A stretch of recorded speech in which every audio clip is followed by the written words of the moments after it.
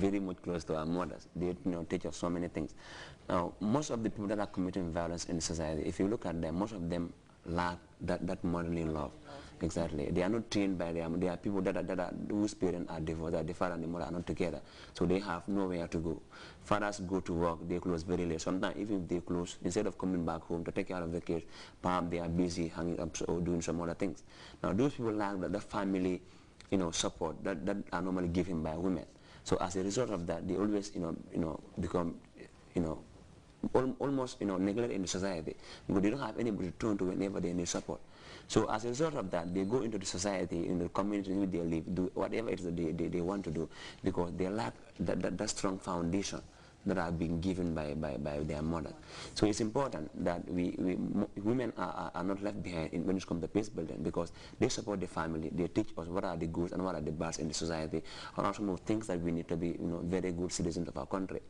Coming to where we have certain countries, we've seen the role that women have played in most of those conflicts. We've seen the role that women play in Liberia. They played some very important roles when they're trying to when they were talking about the union of Liberia, they play some very important role. We've seen that not only peacekeeping, that is the little that they will do. Whenever there are conflicts, it is women who will stay at home, take care of the wounded, take care of the kids, when we the men will be running away for our heads also. So women are playing some very important role in society. They are playing some key roles in peace building. So that is why at Ambassadors of Peace, we are not underestimating their effort.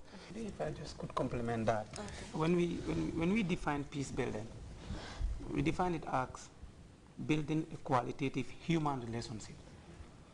A lot of things are happening, but it may not be an academic definition, but whatever definition you come from, peace building is about building qualitative human relationship. Now, human relationship at the highest level is between man and woman. So building that is itself peace building. So even promoting gender itself is peace building. Even if that's all you do, is peace building. Now, let's look at biasly, like you said, from the role of women in peace building. That was your question. Yeah. At the worst case scenario, when there is conflict, we assume the fighters are the men. We assume all the problem are the men. That's what we assume. But behind every man there is a mother, a sister, or a wife. Now, if a wife and a mother and a sister sit down there, that their son or their husband or whatever, and these are the ones that are mainly loved. There is no one you ask in this world, very few people. You ask, who do you love most? He doesn't say my mother, my wife, or my sister. My father and my brother always come at the last part. So if these are the ones we love most, and these are the ones that are promoting peace, then we can go well. But sometimes we sit there, there are cases, you sit down. Sometimes before the wife, the mother, or the sister knows about what you are planning to do, the harm has already been done. Good. So that's why we now saying is the role of the woman should be enhanced there, so that they know what you are planning to do. Because there is never a fire without at least some smoke. So the women should be able to realize what we call the causes of conflict, and then have that idea of how conflict are formed, so that when they see it being created, then they can use their motherly tie, their sisterly tie, or their wifely tie, and then try to resolve it before it moves out of that situation. And that's what we said at the worst case scenario.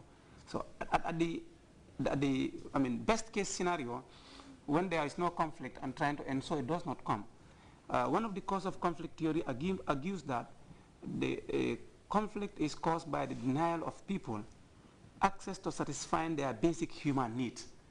So if human beings did not have access to satisfy their basic human needs, or if they feel somebody is denying them access to the satisfaction of their basic human needs, then there will be conflict. In fact, violent conflict. And one of that basic human need is participation in decision makings, or decision that affects you. So if we do not include women in decision making, they are in conflict with us. If they should see us go into fire, they will see us go in first and hold our hand. And if we should take decision unilaterally and think they are just, anything at home, if our kids are going wrong, say it is your son. And then is your son cause problem in the streets. Like Maninka said, Farah and Jambakatang, senior kubika senior kari. So, and the people, your neighbors, are all become part of the problem. So for us, when we talk about peace building, we said everybody, he said.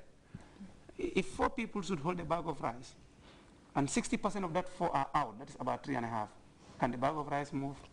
Difficult. If we argue that 50% of the whole population, 50 to 60, are women, and we are the one holding the sky, so take the 60% of the women out, the sky will fall down. So if you want to make sure there is peace and there is qualitative human relationship, women must take their role.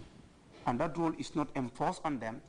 It must come from their own personality, being trained. And that's what Youth Ambassadors of Peace strive to do. Well, viewers, that does it for this edition of the Women Magazine. Till next week, have a wonderful week.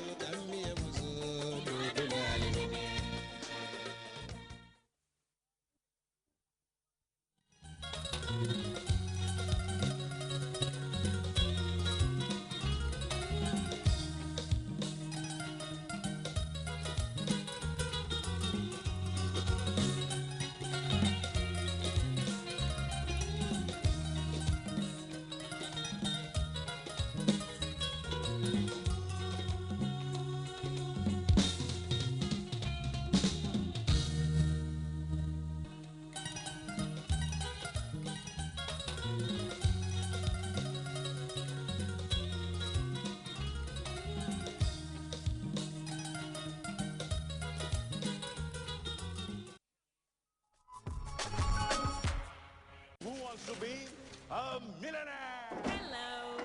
Hi. Hi, baby boy. Please give a big round of applause.